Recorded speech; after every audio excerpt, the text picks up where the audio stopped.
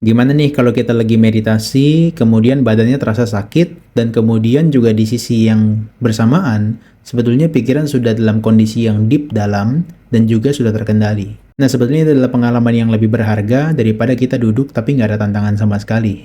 Dan di saat yang bersamaan, pikiran kita hanya bertindak sebagai observer atau pengamat, yang kita nggak terlalu mengambing meskipun badannya sakit atau ngilu. Dan di sisi ini, kita mendapatkan pemahaman bahwa tubuh kita mengeluarkan sensasi alamiah tuh, berupa kesemutan, sakit, kram, kemudian juga seperti ngilu.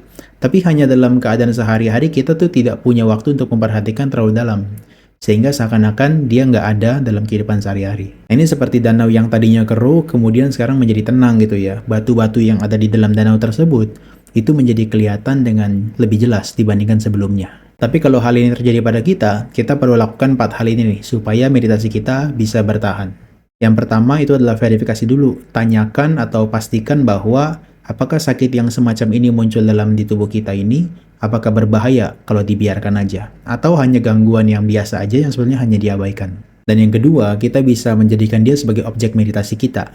Tadinya kita hanya memperhatikan nafas masuk keluar, kita bisa alihkan perhatiannya ke rasa sakit tersebut. Gak perlu diberi label sakit gitu ya, tapi kita hanya mengamati sensasinya. Seperti ada energi yang bergerak, atau rasa dingin, panas, kaku, kemudian seperti berat, atau seperti tajam, menusuk, dan seterusnya. Kita memperhatikan itu sebagai objek meditasi kita. Dan yang ketiga, ini bagus kalau kita tetap bertahan dalam beberapa waktu ke depan untuk bisa mengembangkan kesabaran, toleransi kita terhadap rasa yang tidak menyenangkan, dan juga kebijaksanaan. Nah, yang keempat, barulah kita boleh bergerak atau pindah posisi duduk kalau kita udah merasa pikiran kita sudah sangat gelisah dan liar banget. Sampai kita berpikir yang aneh-aneh, atau bahkan rasa sakitnya itu sudah tidak tertahankan sekali.